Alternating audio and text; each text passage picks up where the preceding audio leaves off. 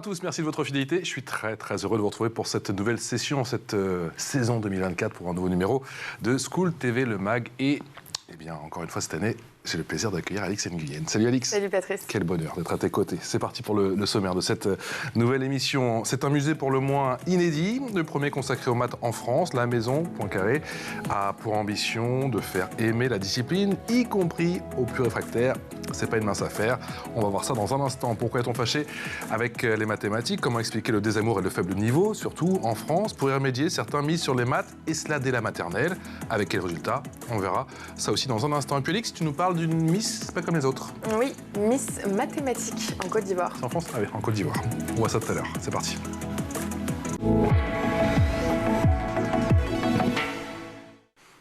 Et mes premiers invités de la saison.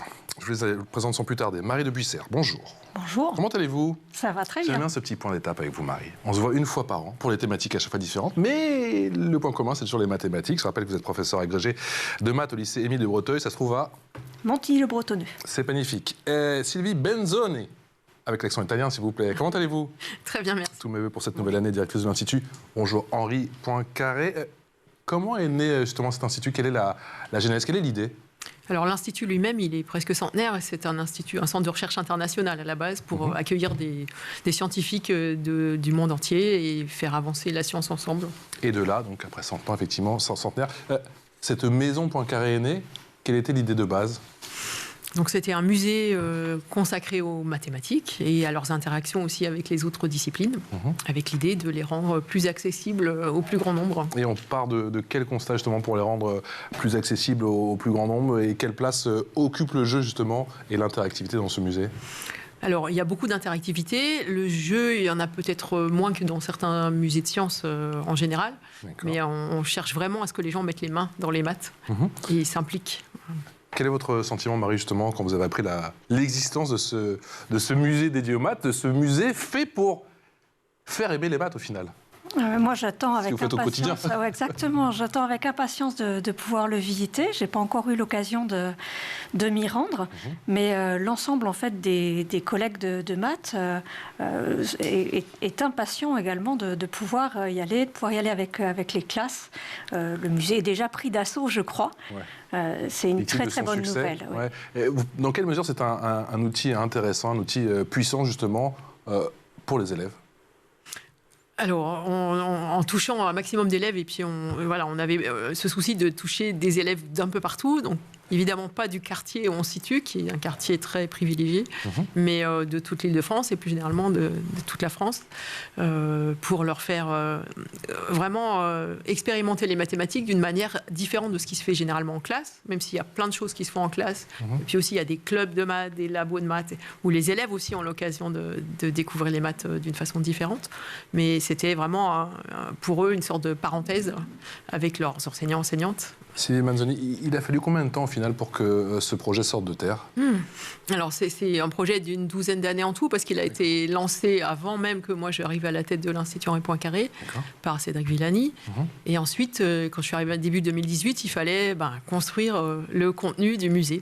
Et c'était vraiment une grande aventure. Et c'est une première pierre, si je puis dire, au final. L'idée, vous l'avez dit, effectivement, c'était initié par le célèbre mathématicien et ancien député Cédric Villani, qu'il y ait d'autres musées en France, qu'il y ait un maillage de musées pour faire aimer les maths. Alors, idéalement, ça serait super, effectivement, pour ceux qui sont plus loin, mais pour l'instant, on est les seuls. Il y a une maison des maths et de l'informatique à Lyon, par exemple, qui est dans une situation un peu incertaine au niveau du financement, qui n'a pas d'expo permanente, elle. Donc, on est la seule exposition permanente sur les maths. La seule exposition permanente avec notamment le holomath. Qu'est-ce que c'est? Élément de réponse.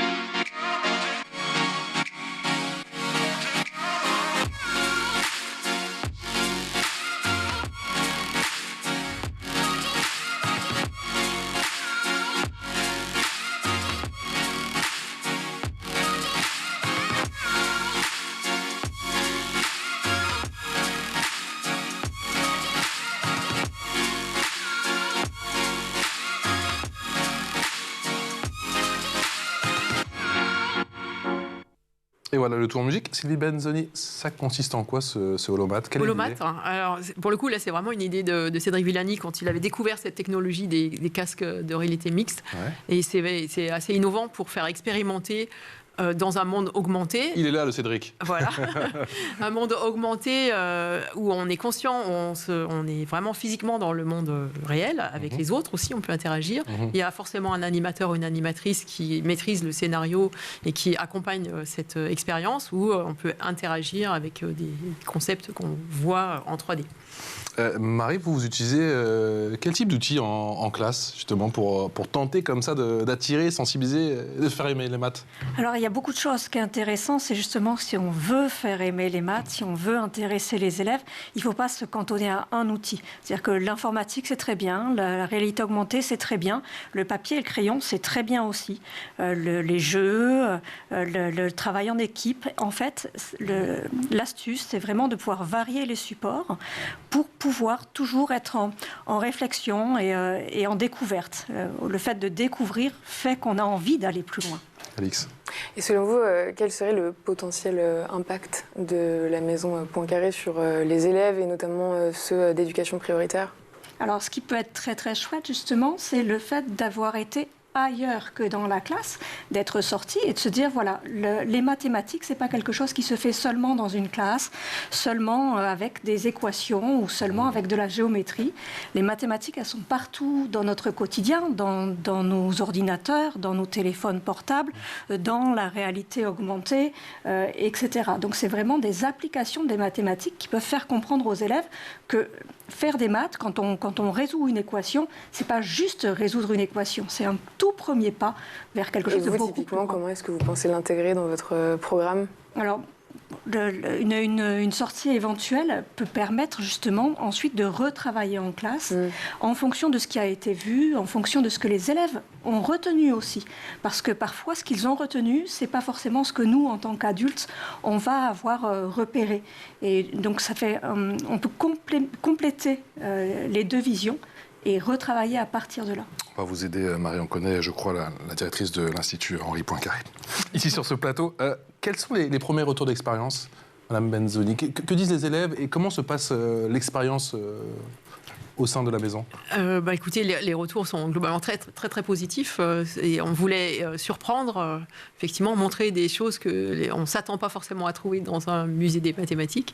Et globalement, c'est assez réussi. Oui. Et tout est balisé? C'est-à-dire qu'il y a un point A jusqu'à un point B, ou on en fait un petit peu parce que c'est immense et qu'il y a peut-être beaucoup de monde aussi, donc où il faut y aller plusieurs fois pour tout faire? Comment ça se passe? Alors, c'est d'une taille modeste quand même. C'est 600 mètres carrés à peu près d'exposition permanente.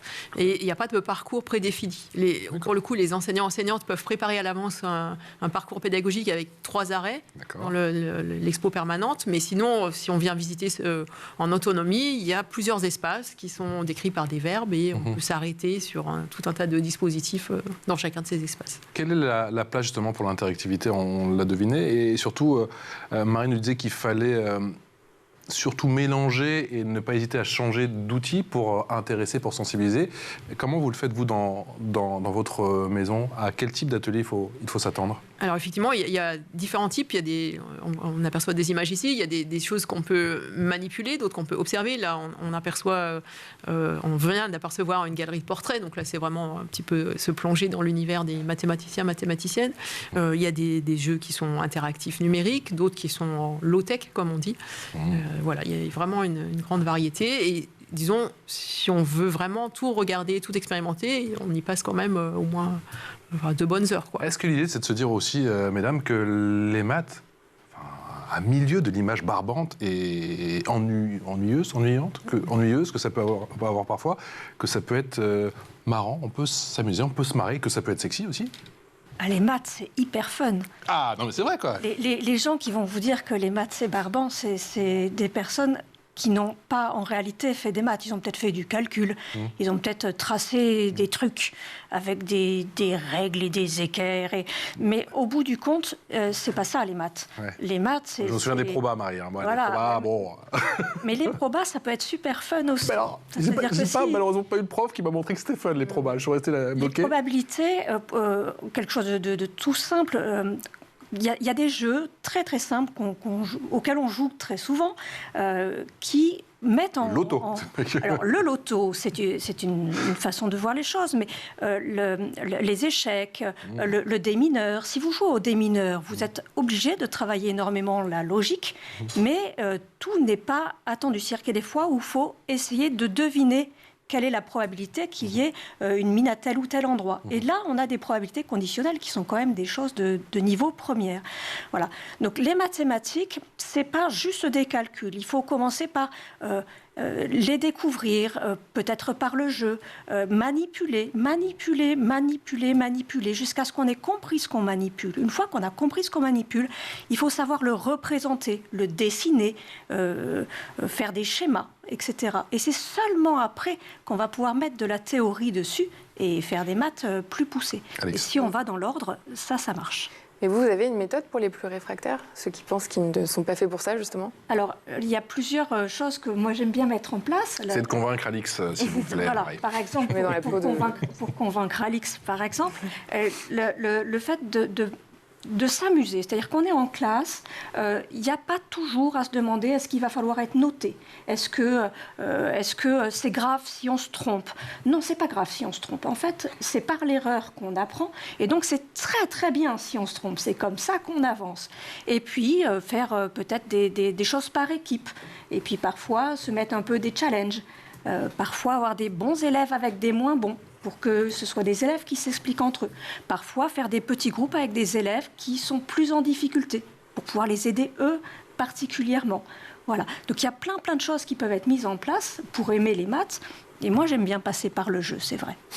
Sylvie, justement, Marie parlait du droit à l'erreur. Quels sont les messages que vous avez à distiller par-delà cette exposition permanente ? Effectivement, ça c'est un point très important, le droit à l'erreur, avec cette pression qu'il y a à l'école pour les maths. Je pense qu'il y a beaucoup d'élèves qui s'imaginent qu'ils n'ont pas droit à l'erreur, qu'il faut absolument trouver une réponse juste et puis c'est tout. Et au contraire, dans l'activité de recherche elle-même, puisque c'est une des particularités aussi du musée, c'est comme on est un centre de recherche, on veut essayer de faire sentir ce que sont les mathématiques contemporaines qui se développent chaque jour et quelle est la démarche des chercheurs et des chercheuses. Et évidemment, quand on fait de la recherche en mathématiques, on se trompe tout le temps. On passe du temps à ne rien comprendre. Et ça, je pense que la plupart des gens ne l'imaginent pas tellement, en fait. Parce que même entre nous, quand on commence à présenter un résultat, il est beau, il est affiné, mais en fait, il y a eu toute la démarche en amont où on s'est trompé, on n'a pas compris, on a dû franchir des caps. Et c'est pareil pour les élèves. Donc, je pense aussi qu'il n'y a pas de choses complètement prédéterminées. C'est qu'à chaque étape de la vie, et en mathématiques en particulier, on a des caps à franchir.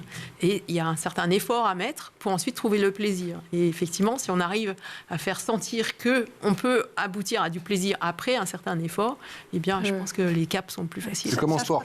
Il faut vraiment... Enfin, je veux vraiment rebondir là-dessus. C'est l'essence de tout. C'est-à-dire qu'il y a toujours un moment, nous on le voit en tant qu'enseignant aussi, un moment où on explique quelque chose et puis il y a un élève avec les yeux qui s'écarquillent, qui fait « j'ai compris !» et avec un grand sourire, et on ressent un bonheur à l'intérieur de soi quand on comprend quelque chose pour lequel on a eu vraiment du mal en fait. Et ça, c'est important que les élèves en prennent conscience, pour se dire, si je veux ressentir le même bonheur, il faut que ce soit difficile et que je fasse l'effort, et à un moment donné, ça se débloque. Et une certaine forme de résilience.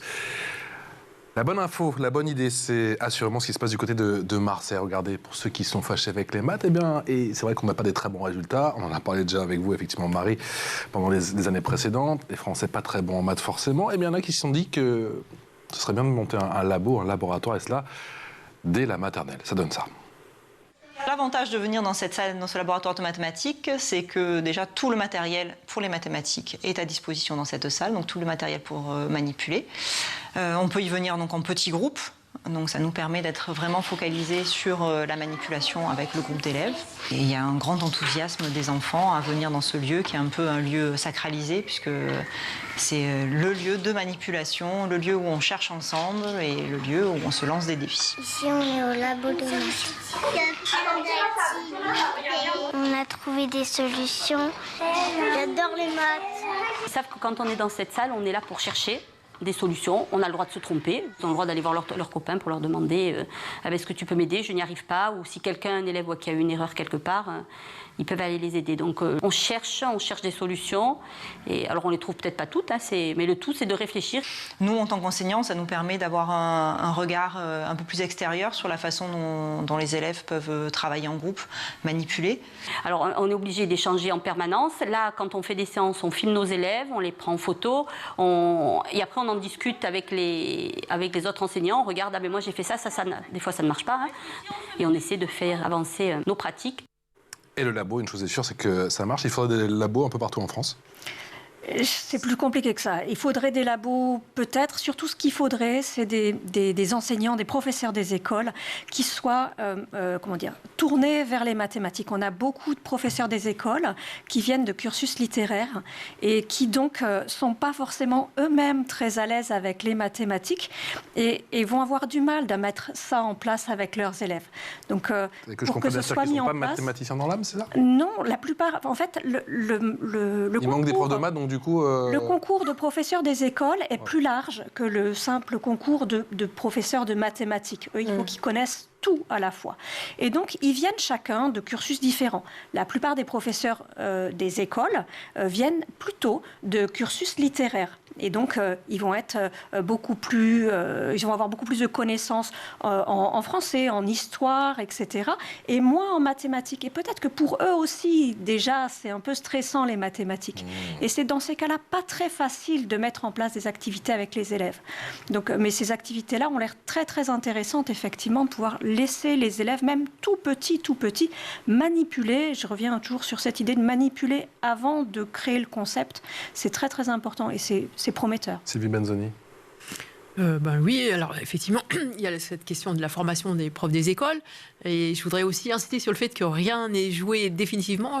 Notamment, j'ai en tête un témoignage d'une professeure des écoles qui dit qu'elle a été elle-même un peu traumatisée par l'enseignement des maths qu'elle a subi, et qui était un peu bloquée pour enseigner à ses élèves, alors qu'elle enseigne les maths forcément, puisqu'elle est à l'école primaire. Et elle a fait cette démarche de finalement progresser avec ses élèves.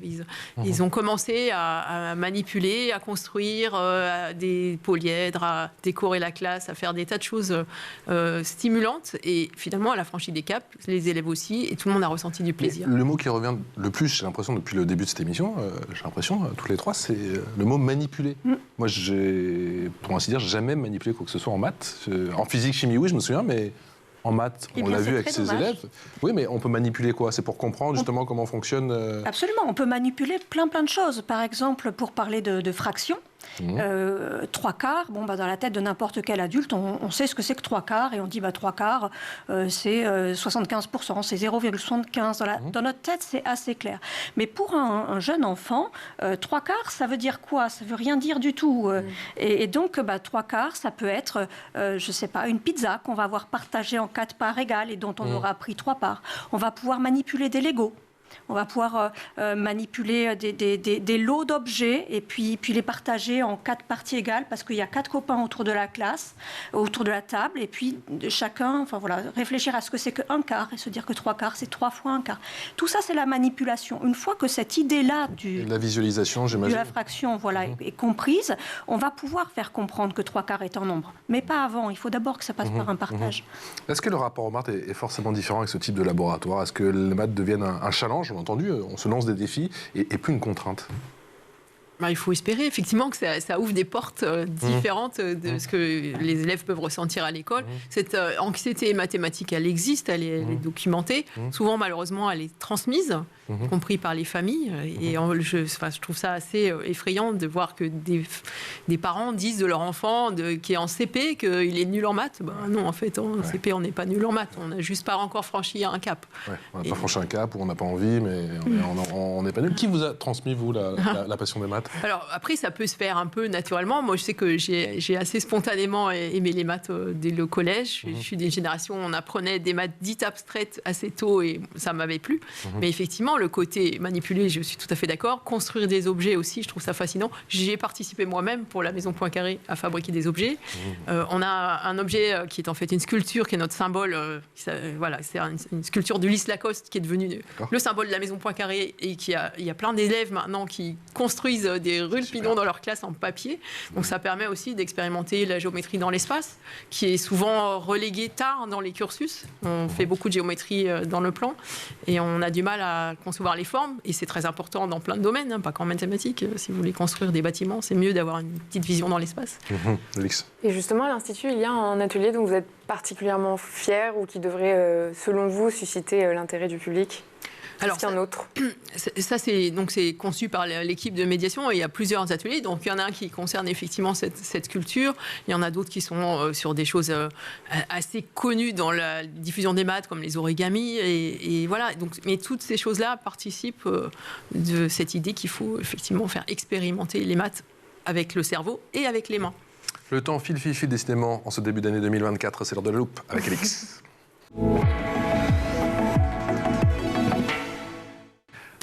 Alix, pour cette première de l'année, tu me parles du concours Miss Mathématiques en Côte d'Ivoire. Eh oui, un concours initié en 2000 à l'occasion de l'année mondiale des mathématiques décrétée par l'UNESCO.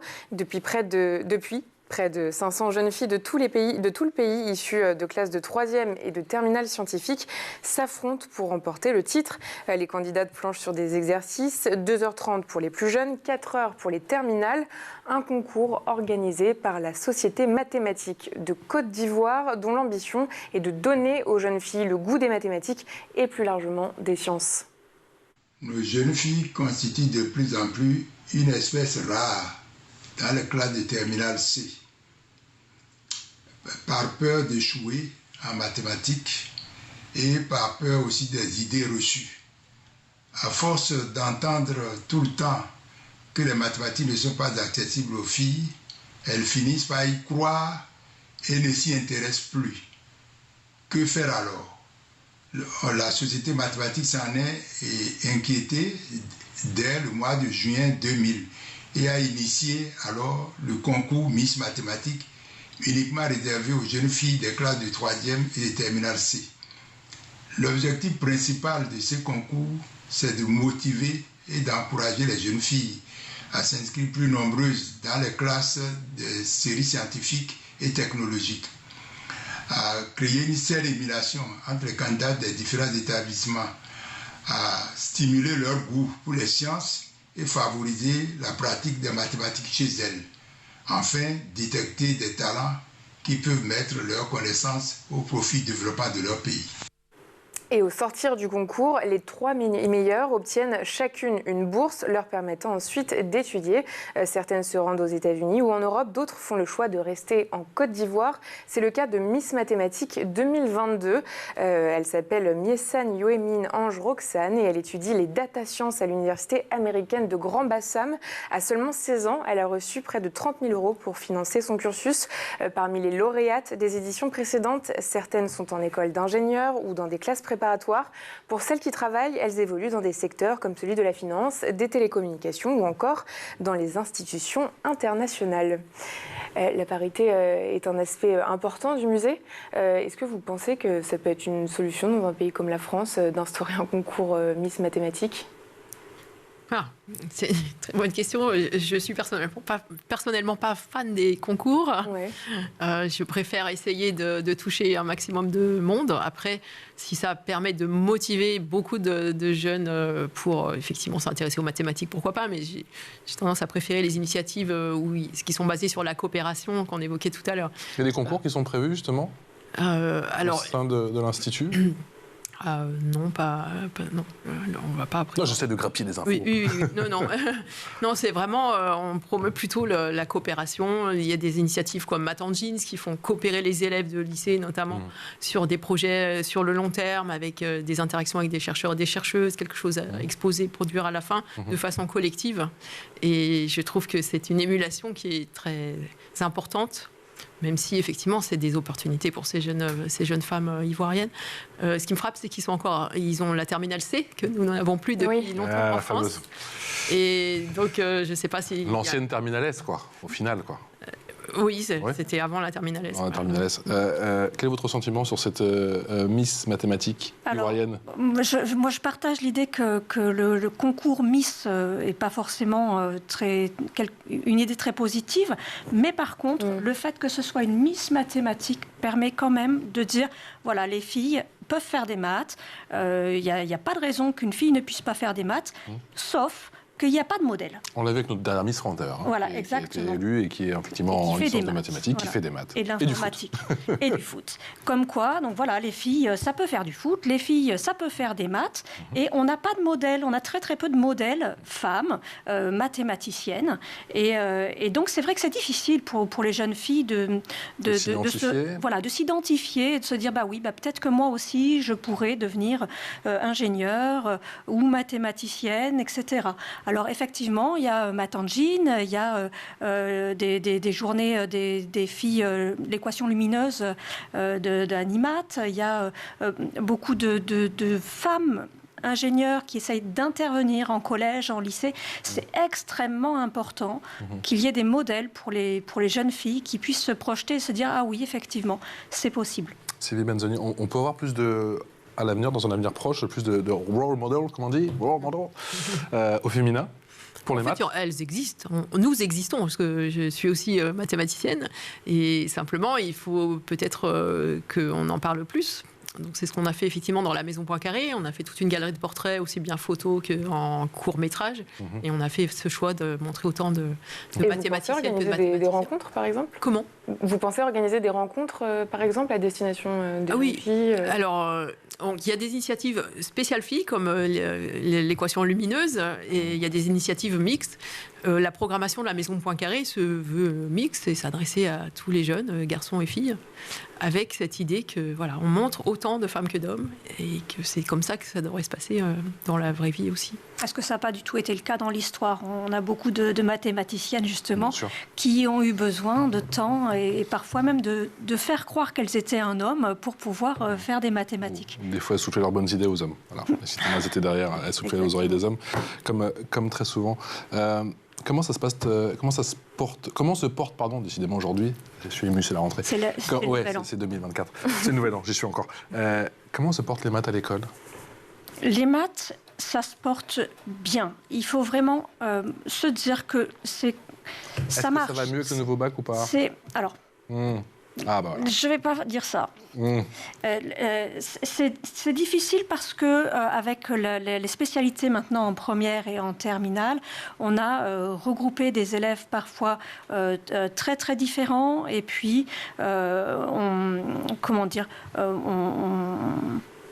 mon sentiment personnel, c'est qu'on manque de temps pour pouvoir aller au fond des choses réellement. Après, ce qui se passe dans les classes en maths, il y a plein de choses qui se passent. Moi, j'administre un groupe Facebook de 16 000 profs de maths partout en France. Et quand je vois ce qui se publie dans ce groupe, il se passe plein de choses. Les collègues mettent en place des escape games pour donner envie Donc plein de choses positives. Plein de projets, plein de choses positives, des sorties à l'Institut Poincaré, beaucoup de choses. Les maths sont encore là et franchement, les maths, c'est fun. Faites des maths. Oui, faut le dire au gouvernement aussi. Merci beaucoup à toutes les deux d'être venues nous voir aujourd'hui pour cette première de l'année 2024. Marie de Bussert, qui est professeure agrégée de mathématiques au lycée Émilie de Breteuil, Montigny-le-Bretonneux, et Sylvie Benzoni, qui est directrice de l'Institut Henri Poincaré. Il faut absolument aller au musée. Prenez de l'avance, parce que le musée est un peu victime de son succès, mais il faut absolument y aller. Allez-y avec vos élèves. Merci à toutes les deux. Alix, on se retrouve demain ? À demain. On va se mettre aux maths, Alix. On se met aux maths. On va réviser nos tables de multiplication. À demain.